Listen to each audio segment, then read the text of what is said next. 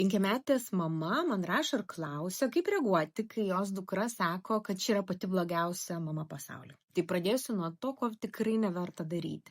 Tai neverta piktintis, neverta moralizuoti ir juo labiau įsiskaudinti. Todėl, kad vaiko psichika yra dar nesusiformavusi ir jam sunku ištalpinti dvi labai skirtingas emocijas arba jausmus vienu metu. Kai jisai pyksta, tai jis pyksta ir šitą emociją užgožia visas kitas emocijas arba jausmus.